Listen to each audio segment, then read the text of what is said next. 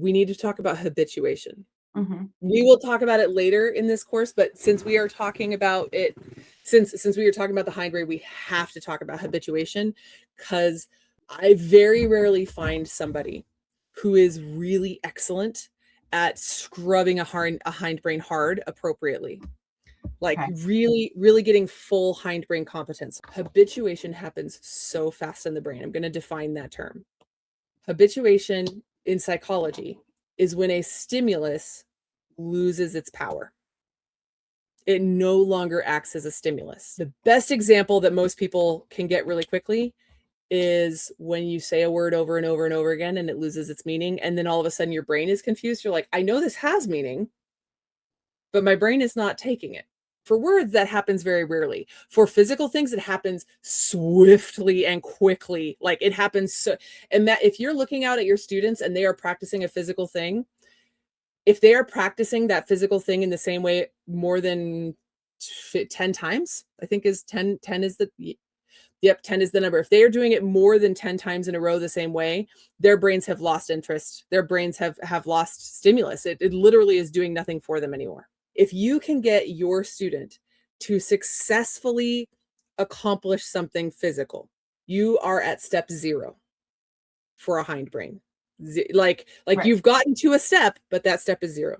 Yeah. So I'll give you examples. I'll give you examples on piano and flute, since those are my main instruments, and you will probably be able to make that. You will be able to make the connection to the other things that you do.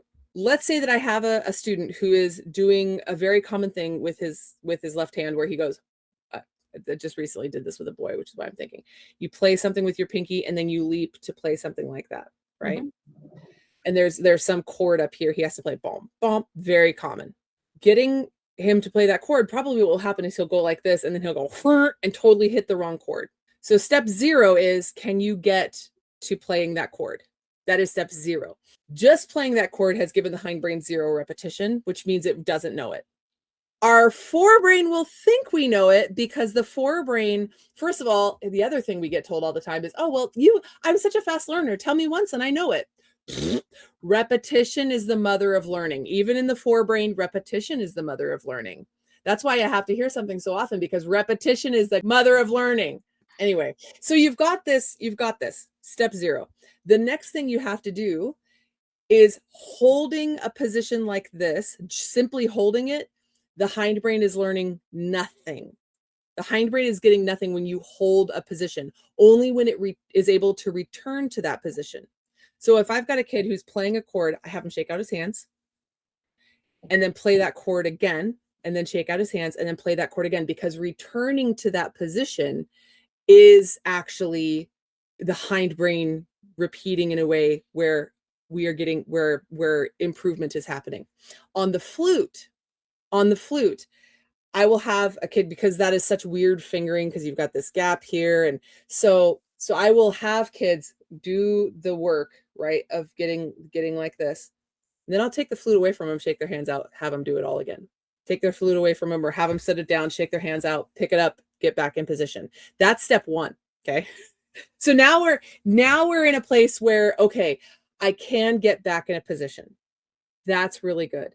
There's some proprioception stuff I want to talk about here. So that is a big, massive word for large motor, small motor, which is maybe a thing you're more familiar with. Proprioception, what it is it's the ability to know where your hands are in space and to be able to modulate that really well. Know where not just hands are, know where your whole body is in space. The place on the flute where you need to know that is here. Mm-hmm. Right? Your hands are in position and your chin's on your neck. I'm gonna get real connecty here.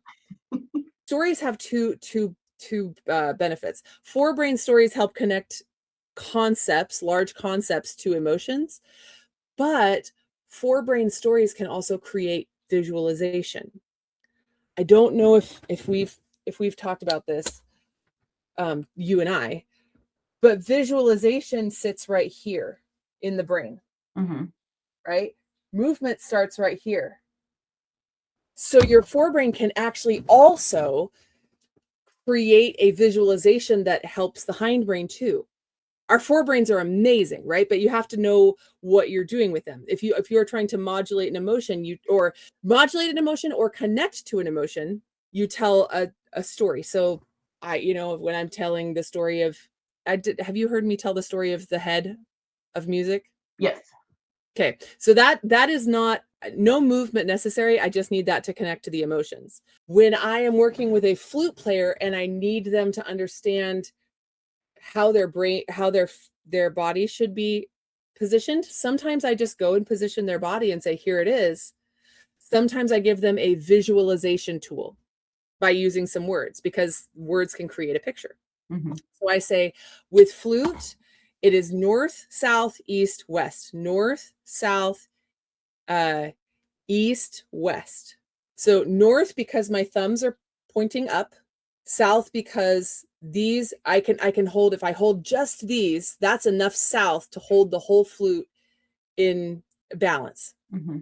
East towards me, east towards me, with this part of my hand where it actually comes into my mouth. And west, like this, like, because I go west, north, south, east, west, and now I've got balance. And now they're thinking about balance points, right? North, south, and then these come to help, but they're not necessary. East, where I'm actually using this part of my hand to pull in towards, you should be able to pull it that way. And west, I push, east and west come together, right? Mm-hmm. So I've given them a picture that they can use as reference, a visual for that, something that connects to knowledge and position. That is now step 2.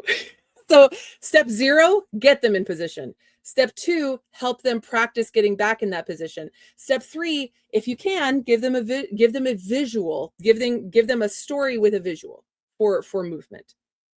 Step 4 is disorientation. This is where habituation comes in. Okay. There are some tools for this. The first one that I would use is extreme stimulation. So when I have that student who's going bomb, bomb, bomb, bomb, bomb, bomb, sometimes he's supposed to hit a third up here or hit a chord up here, and he's going bomb, bomb, bomb, bomb, and he's actually, even if he's getting it right, the habituation is going to come in pretty quick. Mm-hmm. So what I have him do is, after about 7 times, I go bomb, bump. Okay, now I want you to go bump, bump, bump, bump, bump, bump, bump, bump, bump, and actually hit it really hard. Bump, bump, bump, bump, bump, bump, bump. And the reason why is because the act of hitting the keys is actually giving his fingers this extreme stimulation. That totally restarts habituation. It starts us back at 0. I'm interested again. The hindbrain's going, oh, something's happening. On the flute, I will have, here's D, finger D, bump, right? Oh, finger D, take it away, shake it away. D, here it is. Yeah. Oh, D, let me give you a visual for this. We've got, this finger up and this finger up to check that everything is going on, because you're looking for the dog, right? Stupid story, but like, you're looking for the dog, but that gives a visualization of these fingers are kind of up, right? So I let them practice that a little bit, but that's such gentle motion that's going to habituate really quick. So then I go, okay, ready? Bam, bam, bam, bam, bam, or push really hard and let me see the fingers on your finger. Let me see the holes on your fingers. Mm-hmm. Right? That sort of extreme stimulation wakes the hindbrain back up. That kid who goes bomb, bump, bump, bump, bump, bump. We are not at the last step yet. The last step is eyes closed. The reason is, full hindbrain competency requires knowing where your body is in space.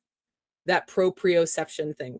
It requires that you can do it without any visualization. With flute, that's really easy because there's nothing to see. With xylophone, any instrument that's in front of you, not singing, interestingly, that's completely just knowing how your body is in space, right? Mm-hmm. But any instrument, your eyes will start to deceive you. The visual center actually cannot make you move.